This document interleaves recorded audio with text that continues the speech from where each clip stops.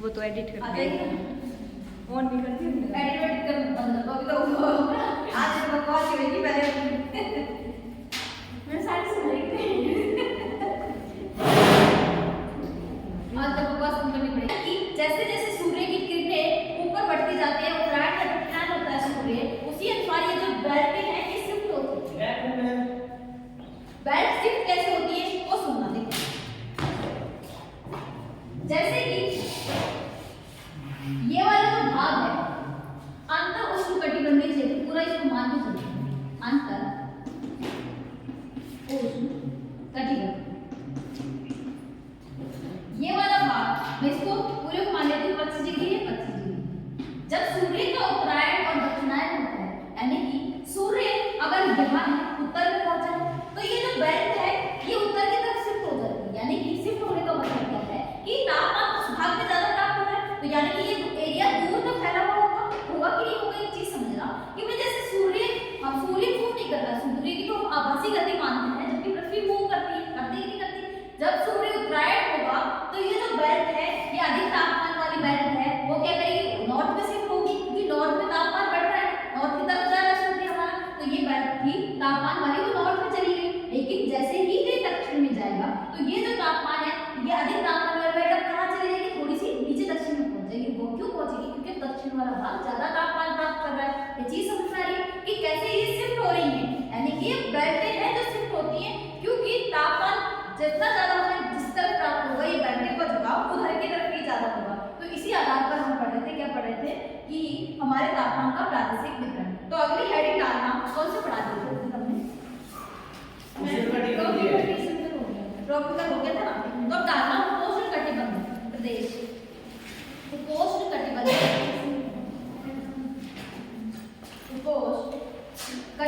प्रदेश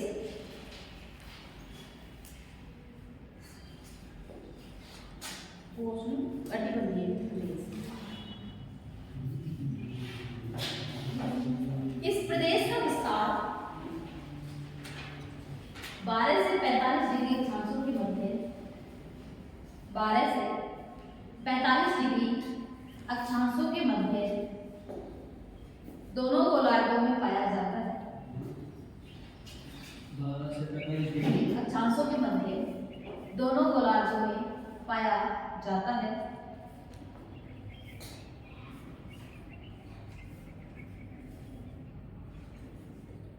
सूर्य की किरणों के अपेक्षाकृत अधिक तिरछेपन के कारण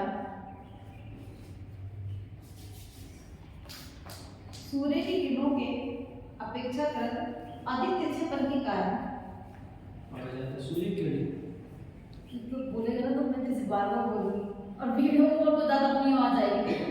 वीडियो पर क्या बोला मैंने सूर्य की किरणों के अपेक्षाकृत अधिक तिरछे होने के कारण सर्दियों में तापमान अधिक गिर जाता है। सर्दियों में तापमान अधिक गिर जाता है।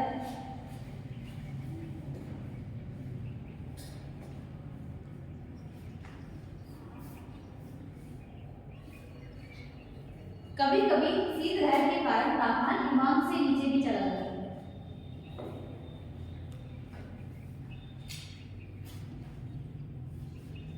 अधिक चला जाता है मतलब सर्दियों में तापमान शीतलहर के कारण अधिक नीचे गिर जाता है हिमांक तक पहुंच जाता है। हिमांक का मतलब क्या होता है जहां पर बर्फ बनना शुरू हो जाती है जिस पॉइंट पे जाकर जैसे कि 100 डिग्री सेल्सियस है और एक है 0 डिग्री सेल्सियस है ना।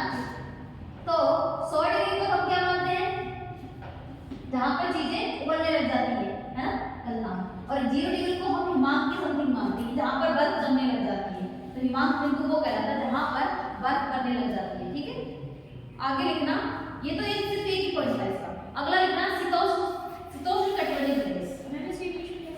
इसको इंग्लिश में बोलते हैं सब ट्रॉपिकल एरिया। अगला हेडिंग डालना शीतोष्ण कटिबंधीय प्रदेश। एक चीज दिख रही होगी इसमें जैसे जैसे हम अक्षांशों की ओर बढ़ते जा रहे हैं वैसे वैसे तापमान बढ़ता जा रहा है ना और वैसे वैसे इनके नाम भी जलते जा रहे हैं। इसको शीतोष्ण कटिबंध को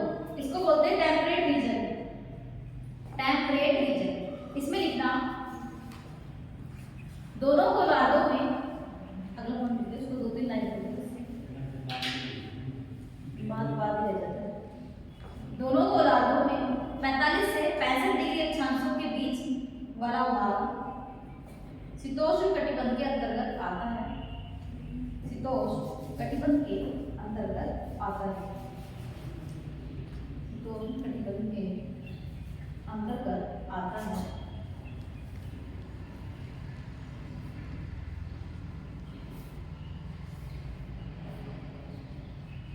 दिन की अवधि लंबी होने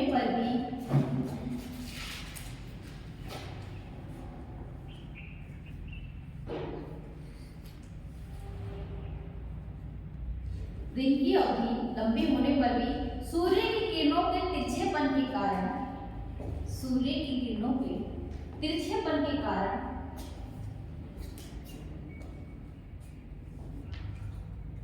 तापमान बहुत कम हो जाता है।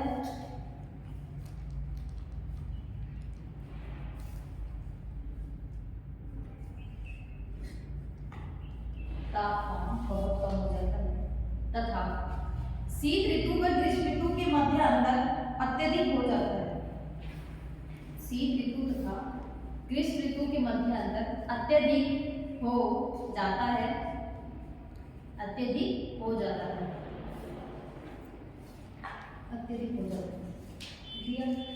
सुनो इसमें क्या कहते हैं। मैंने जब सुबह पढ़ाया था मैंने एक चीज बताई थी, जब सूर्य ये है 0 डिग्री और ये है हमारा ध्रुव, ये उत्तरी ध्रुव और ये दक्षिणी ध्रुव, ये है हमारा सूर्य, ठीक है। सूर्य नाम होना था पहले सुनिए। एक चीज बताई थी, या तो सूर्य उत्तरायण होगा या सूर्य दक्षिणायन होगा। जब सूर्य उत्तरायण हो रहा है, जैसे जैसे सूर्य उत्तरायण होगा और जैसे जैसे हम ध्रुव की तरफ बढ़ेंगे तो क्या होता जाएगा, 6 महीने की रात और 6 महीने का दिन होगा। तो जैसे जैसे जब सूर्य उत्तरायण की स्थिति होगा तो जैसे हम ऊपर की तरफ बढ़ जाएंगे तो दिन की अवधि बढ़ती जाएगी। जब ध्रुव की तरफ हम पहुंचेंगे तो वहां दिन कितना बड़ा हो जाएगा, वहां 6 महीने का दिन हो जाएगा। इसमें एक लाइन लिखी हुई है कि दिन की अवधि लंबी होने के बावजूद भी सूर्य की किरणों के तिरछेपन के कारण वहां तापमान बहुत कम गिर जाता है। इसका मतलब क्या हुआ, एक चीज बताओ। मैंने एक चीज ऐसे बताई थी आपको, यहाँ 0 डिग्री है और यहाँ 90 डिग्री है। सूर्य यहाँ है, ठीक है। सूर्य की किरणें यहाँ पड़ रही है, सूर्य की किरणें यहाँ पड़ रही है, ठीक है ना।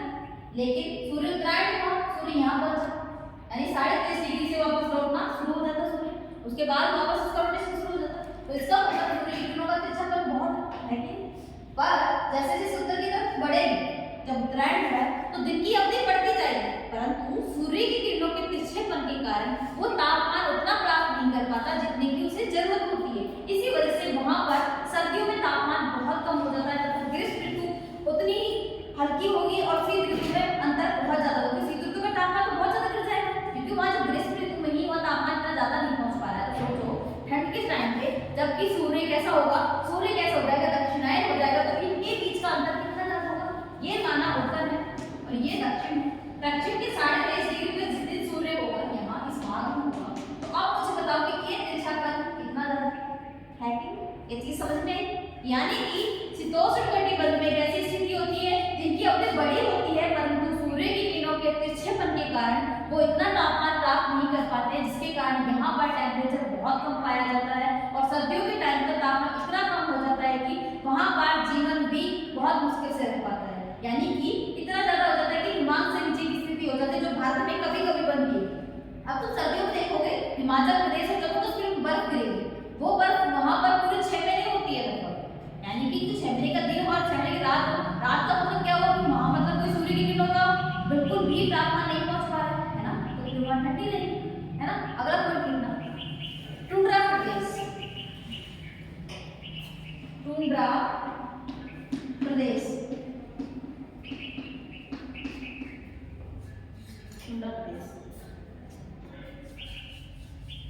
देखो यह शीतोष्ण कटिबंधीय तथा ध्रुवीय प्रदेशों के बीच पाया जाता है। ध्रुवीय शीतोष्ण कटिबंधीय तथा ध्रुवीय प्रदेशों के बीच पाया जाता है,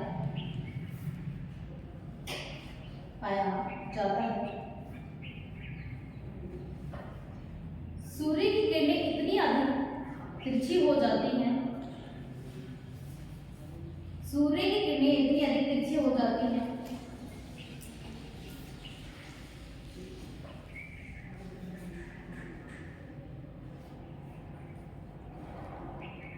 हो जाती हैं कि अधिकांश भागों में प्राय धरातल के समांतर हो जाती हैं।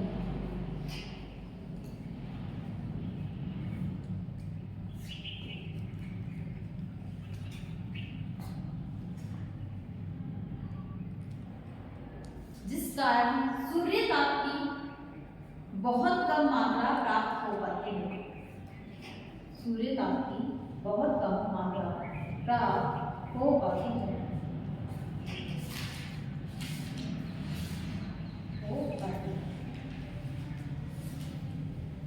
इसे क्या कहते हैं? इसको क्या बोलते हैं? इसको टुंड्रा रीजन ही बोलते हैं। नाम इसका टुंड्रा रीजन। अगला पॉइंट देखना, ध्रुवीय प्रदेश, पोलर रीजन।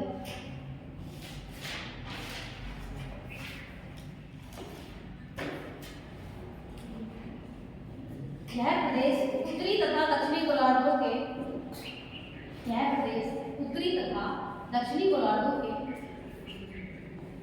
ध्रुव के यह उत्तरी तथा दक्षिणी गोलार्ध के ध्रुवों के चारों तरफ पाया जाता है। चारों तरफ पाया जाता है।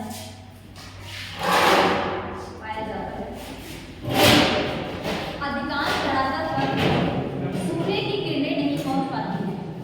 अधिकांश धरातल पर सूर्य की किरणें नहीं पहुंच पाती हैं।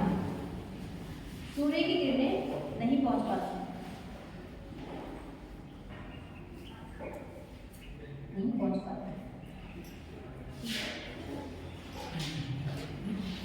अब ये टॉपिक था आपके प्रादेशिक विज्ञान। अब एक टॉपिक जो सबसे इम्पोर्टेंट है, माना कि एग्जाम में आए नहीं है, उसका कोई भरोसा नहीं कि हार्ड पड़ता है और आ भी सकता है। तापमान का प्रतिलोमन बहुत पूछा जाता है एग्जाम्स में, यानी कि टेम्परेचर इन्वर्जन। एक चीज समझना, तापमान का प्रतिलोमन एक शब्द लिखी हूं मैं, ये मुझे बताना पड़ेगा। तापमान का प्रतिलोमन,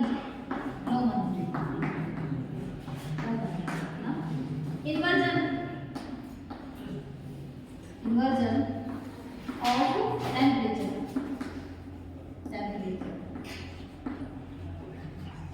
मुझे एक बात बताओ, अगर ये मेरी पृथ्वी है, ठीक है, ये पृथ्वी है, पृथ्वी के ऊपर क्या है? वायुमंडल। अनेक चीज बताइए, वायुमंडल। पृथ्वी, यहाँ सूर्य है।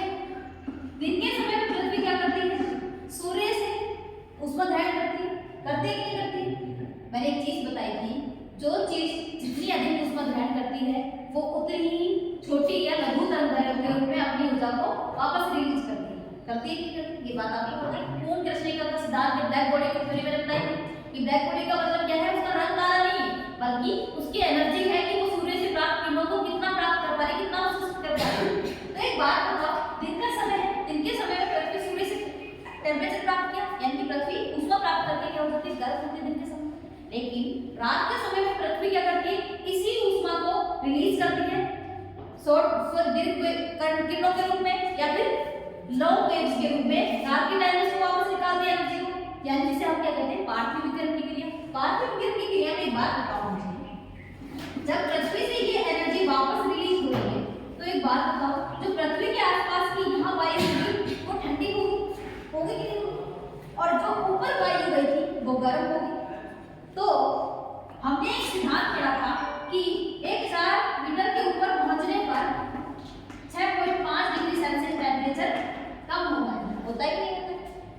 जब हम ये कह रहे हैं कि ऊपर जाने पर तापमान घटता है, तो रात के समय में स्थिति क्या बन जाती है? रात के समय में रात के समय में धरातल का टेम्परेचर कम हो जाता है, जबकि उससे ऊपर जाने पर वायुमंडल की परतों में तापमान बढ़ जाता है। इसे ही हम कहते हैं तापमान का प्रतिलोमन। समझ में एक चीज कि हम नॉर्मल क्या मानते हैं कि जैसे जैसे हम ऊपर जाते हैं तापमान घटता जाता है, परंतु रात के समय में जब पृथ्वी पार्थिव विकिरण के माध्यम से अपनी ऊष्मा को वापस उत्सर्जित करती है, तो पृथ्वी अपनी ऊष्मा को इतना उत्सर्जित कर देती है कि पृथ्वी वाला भाग तो ठंडा हो जाता है।